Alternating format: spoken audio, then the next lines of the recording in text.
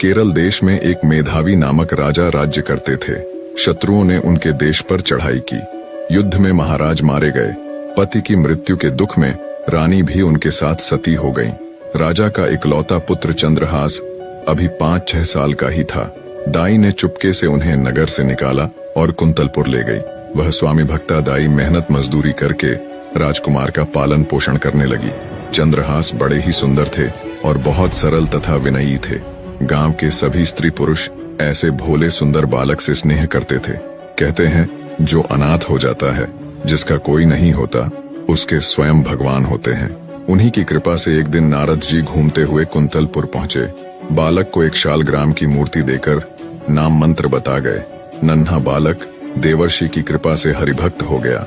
अब जिस समय वह अपने आप को भूलकर अपने कोमल कंठ से प्रभु गान करते हुए नृत्य करता, देखने वाले मुग्ध हो उठते। कुंतलपुर के राजा परम भगवद भक्त एवं संसार के विषय से पूरे विरक्त थे। विरक्त यानी भोग विलास से दूर रहने वाला। उनका कोई पुत्र नहीं था, केवल चंपक मालिनी नाम की एक कन्या थी। महर्षि गालव को राजा ने अपना गुरु बनाया था और गुरु के उपदेशानुसार वे भगवान के भजन में ही लगे रहते थे। राज्य का पूरा प्रबंध मंत्री धृष्ट बुद्धि करता था। मंत्री की अलग से भी बहुत बड़ी संपत्ति थी। राजा तो भगवत भक्ति में रहते थे, तो एक प्रकार से कुंतलपुर के शासक मंत्री धृष्ट बुद्धि ही थे। उनका मदन नाम का योग्य पुत्र था, जो उनकी राज कार्य में सहायता करता था। मंत्री धृष्ट बुद्धि की विषया नाम की एक अति सुंदर कन्या भी थी। मंत्री की रुचि केवल राज कार्य और धन एकत्र करने में ही थी, किंतु उनका पुत्र मदन भगवान भक्त था। वह साधु संतों की सेवा करता था। इसीलिए मंत्री के महल में जहाँ विलास तथा राग रंग चलता था, वहीं कभी कभी संत भी एकत्र हो जाते थे। भगवान की पावन कथा भी होती थी।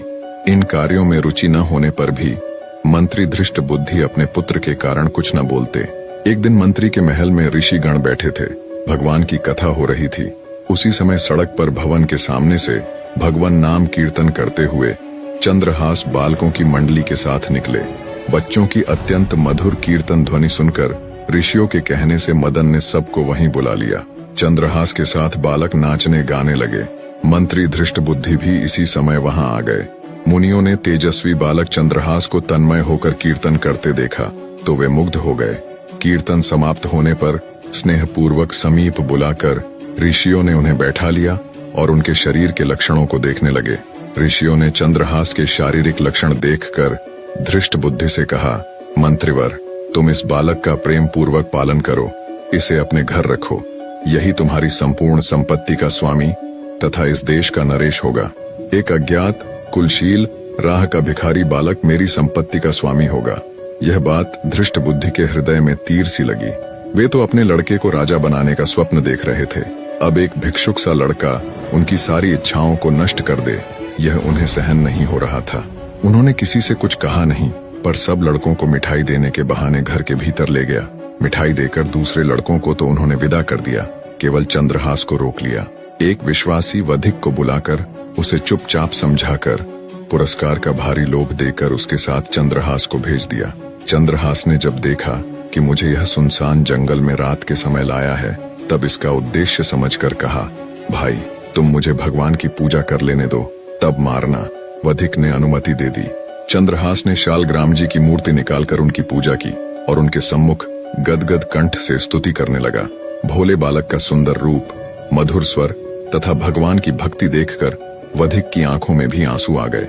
उसके हृदय में एक निरपराध बालक को मारने की बात सोचकर एक टीस उठी, परंतु उसे मंत्री का भय भी था। उसने देखा कि चंद्रहास के एक पैर में 6 अंगुलियां हैं। वधिक ने तलवार से जो एक अंगुली अधिक थी उसे काट लिया और बालक को वहीं छोड़कर वह लौट गया। वधिक ने महल जाकर जब धृष्ट बुद्धि को वह अंगुली दिखाई तो वह अंगुली देखकर बहुत प्रसन्न हुए। उन्हें लगा कि अपने बुद्धि कौशल से ऋषियों की अमोघ वाणी मैंने झूठी कर दी। कुंतलपुर राज्य के अधीन एक छोटी सी रियासत थी, चंदनपुर। वहां के नरेश कुलिंदक किसी कार्य से बड़े सवेरे वन की ओर से घोड़े पर चढ़े जा रहे थे। तभी एकाएक उनके कानों में बड़ी मधुर भगवान नाम कीर्तन की ध्वनि पड़ी। कटी अंगुली की पीड़ा से भूमि में पड़े पड़े चंद्रहास करुण कीर्तन कर रहे थे। राजा ने कुछ दूर से बड़े आश्चर्य से देखा कि एक छोटा देवकुमार जैसा बालक भूमि पर पड़ा है। उसके चारों ओर अद्भुत प्रकाश फैला है। राजा की कोई संतान नहीं थी। उन्होंने सोचा, कि भगवान ने मेरे लिए ही यह वैष्णव देव कुमार भेजा है। घोड़े से उतरकर बड़े स्नेह से चंद्रहास को उन्होंने गोद में उठाया, उनके शरीर की धूल पोंछी और उन्हें अपने राजभवन में ले आए। चंद्रहास अब चंदनपुर के युवराज हो गए। यज्ञोपवीत संस्कार होने के पश्चात गुरु के यहाँ रहकर उन्होंने वेद, वेदांग तथा शास्त्रों का अध्ययन किया। राजकुमार ने अस्त्र शस्त्र चलाना तथा नीति शास्त्र आदि सीखा। अपने सद्गुणों से वे राज परिवार के लिए प्राणों के समान प्रिय हो गए। समय बीतने के साथ राजकुमार चंद्रहास अब एक हट्टा कट्टा सुंदर नौजवान बन चुका था। राजा कुलिंदक ने अब उन्हीं पर राज्य का भार छोड़ दिया। राजकुमार चंद्रहास के प्रबंध से छोटी सी रियासत हरिगुणगान से पूर्ण हो गई। राज्य में अब कोई दुखी नहीं था। चंदनपुर रियासत की ओर से कुंतलपुर को 10,000 स्वर्ण मुद्राएं कर यानी टैक्स के रूप में प्रतिवर्ष दी जाती थीं। अब की बार चंद्रहास ने उन मुद्राओं के साथ और भी बहुत से धन रत्नादि उपहार भी भेजे। धृष्टबुद्धि ने जब चंदनपुर राज्य के ऐश्वर्य एवं वहां के युवराज के सुप्रबंध की बहुत प्रशंसा सुनी, तब वो स्वयं वहां की व्यवस्था देखने चंदनपुर गए। राजा कुलिंदक तथा राजकुमार ने उनका खुले हृदय से स्वागत किया। यहाँ आकर जब धृष्टबुद्धि ने चंद्रहास को देखा तो वो उसके तेज से ही पहचान गया कि ये तो वही बालक है, ये बच कैसे गया। उनका हृदय व्याकुल हो गया। एक बार फिर मंत्री धृष्टबुद्धि ने राजकुमार को मारने का षड्यंत्र रचा और एक पत्र देकर कहा, युवराज, बहुत ही आवश्यक काम है और दूसरे किसी पर मेरा विश्वास नहीं। तुम स्वयं यह पत्र लेकर कुंतलपुर जाओ और ध्यान रहे मार्ग में पत्र खुलने न पाए, कोई भी इस बात को न जाने। इसे सीधे मदन को ही देना। चंद्रहास घोड़े पर चढ़कर अकेले ही पत्र लेकर कुंतलपुर को चल पड़े। दिन के तीसरे पहर वे कुंतलपुर के पास वहां के राजा के बगीचे में पहुंचे। बहुत प्यासे और थके थे, अतः घोड़े को पानी पिलाकर एक ओर बांध दिया और स्वयं सरोवर में जल पीकर एक वृक्ष की शीतल छाया में लेट गए। लेटते ही उन्हें निद्रा आ गई। उसी समय उस बगीचे में राजकुमारी चंपक मालिनी अपनी सखियों तथा मंत्री कन्या विषया के साथ घूमने आई थी। संयोगवश अकेली विषया उधर चली आई जहां चंद्रहास सोए थे। इस परम सुंदर युवक को देखकर वह मुग्ध हो गई और ध्यान से उसे देखने लगी। उसे निद्रित कुमार के हाथ में एक पत्र दिख पड़ा। कुतूहलवश उसने धीरे से पत्र खींच लिया और पढ़ने लगी। पत्र उसके पिता का था। उसमें मंत्री ने अपने पुत्र को लिखा था, इस राजकुमार को पहुंचते ही विष दे देना। इसके कुल, शूरता, विद्या आदि का कुछ भी विचार न करके मेरे आदेश का तुरंत पालन करना। मंत्री की कन्या को एक बार पत्र पढ़कर बड़ा दुख हुआ। उसकी समझ में ही न आया कि पिताजी ऐसे सुंदर देवकुमार को क्यों विष देना चाहते हैं। सहसा उसे लगा कि पिताजी इससे मेरा विवाह करना चाहते हैं। वे मेरा नाम लिखते समय भूल से या अक्षर छोड़ गए। उसने भगवान के प्रति कृतज्ञता प्रकट की कि पत्र मेरे हाथ लगा, कहीं दूसरे को मिलता तो कितना अनर्थ होता। अपने नेत्र के काजल से उसने पत्र में विष के आगे उससे सटाकर या लिख दिया, जिससे विषया दे देना पढ़ा जाने लगा। पत्र को बंद करके निद्रित राजकुमार के हाथ में ज्यों का त्यों रखकर वह शीघ्रता से चली गई। चंद्रहास की जब निद्रा खुली तब वे शीघ्रता पूर्वक मंत्री के घर गए। मंत्री के पुत्र मदन ने पत्र देखा और ब्राह्मणों को बुलाकर उसी दिन गोधूली मुहूर्त में चंद्रहास से उन्होंने अपनी बहन का विवाह कर दिया। विवाह के समय कुंतलपुर नरेश स्वयं भी पधारे। चंद्रहास को देखकर उन्हें लगा कि मेरी कन्या के लिए भी यही योग्य वर है।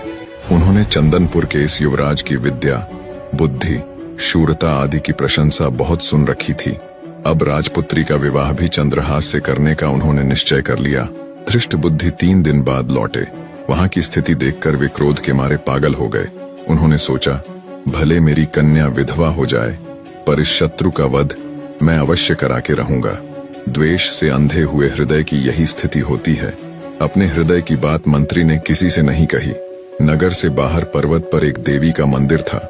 धृष्टबुद्धि ने एक क्रूर वधिक को वहां यह समझाकर भेज दिया कि जो कोई देवी की पूजा करने आए उसे तुम मार डालना।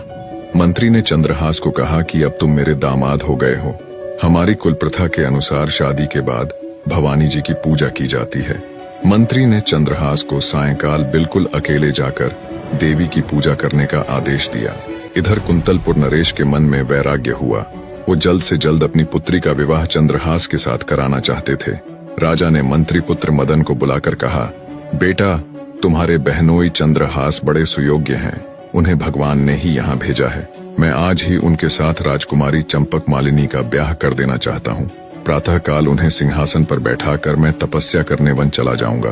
तुम उन्हें तुरंत मेरे पास भेज दो। इधर राजकुमार चंद्रहास पूजा की सामग्री लिए मंदिर की ओर जा रहे थे। तभी मंत्री पुत्र मदन राजा का संदेश लिए बड़ी उमंग से उन्हें मार्ग में मिले। मदन ने पूजा का पात्र यह कहकर स्वयं ले लिया कि मैं देवी की पूजा कराता हूँ, आपको महाराज ने तुरंत बुलाया है। और चंद्रहास को उसने राजभवन भेज दिया। जिस मुहूर्त में धृष्ट बुद्धि ने चंद्रहास के वध की व्यवस्था की थी, उसी मुहूर्त में राजभवन में चंद्रहास का राजकुमारी के साथ विवाह हो रहा था। मंत्री पुत्र मदन जब पूजा का थाल लेकर देवी के मंदिर में पहुंचा, वधिक ने उसी समय उसका सिर काट डाला। धृष्ट बुद्धि को जब पता लगा कि चंद्रहास तो राजकुमारी से विवाह करके राजा हो गए, उनका राज्याभिषेक हो गया और मारा गया, मेरा पुत्र मदन, तब व्याकुल होकर वे देवी के मंदिर में दौड़े गए। पुत्र का शरीर देखते ही शोक के कारण उन्होंने तलवार निकालकर अपना सिर भी काट लिया। संयोगवश धृष्ट बुद्धि को उन्मत्त की भांति दौड़ते समय राजकुमार चंद्रहास ने देख लिया था। वे भी तुरंत अपना घोड़ा ले उसी दिशा में चल दिए जिधर कुछ समय पहले ही उसका ससुर मंत्री धृष्ट बुद्धि गया था। वे तनिक देर में ही मंदिर में आ गए। सारा माजरा समझ अपने लिए दो प्राणियों की मृत्यु देखकर चंद्रहास को बड़ा क्लेश हुआ। उन्होंने निश्चय करके अपने बलिदान के लिए तलवार खींची। उसी समय मां भवानी साक्षात प्रकट हो गईं। उन्होंने कहा, बेटा, यह धृष्ट बुद्धि बड़ा दुष्ट था और सदा तुझे मारने के प्रयत्न में लगा रहता था। इसका पुत्र मदन सज्जन और भगवत भक्त था, किंतु उसने तेरे विवाह के समय तुझे अपना शरीर दे डालने का संकल्प किया था, अतः वह भी इस प्रकार उड़न हुआ। अब तू वरदान मांग। चंद्रहास ने हाथ जोड़कर कहा, माता, आप प्रसन्न हैं तो ऐसा वर दें जिससे श्री हरि में मेरी अविचल भक्ति जन्म जन्मांतर तक बनी रहे और इस धृष्ट बुद्धि के अपराध को आप क्षमा कर दें। मेरे लिए मरने वाले इन दोनों को आप जीवित कर दें। देवी तथास्तु कहकर अंतर्ध्यान हो गई। धृष्ट बुद्धि और मदन तुरंत उठ खड़े हुए। सारे वृतांत का पता चलने पर मंत्री धृष्ट बुद्धि राजकुमार चंद्रहास के पैरों में गिरकर माफी मांगने लगा। राजकुमार चंद्रहास ने उन्हें उठाया और अपने हृदय से लगा लिया। मंत्री अब पूरी तरह बदलकर भगवान के परम भक्त हो गए। मदन तो भक्त था ही, उसने चंद्रहास का बड़ा आदर किया। सब मिलकर सानंद घर लौट आए। निष्कर्ष, माफी, दया और भक्ति जीवन के असली मूल्य हैं, जो इंसान को उसकी आंतरिक शक्तियों से जोड़ते हैं और उसे उन्नति की ओर ले जाते हैं। वीडियो पसंद आई हो तो लाइक जरूर करना।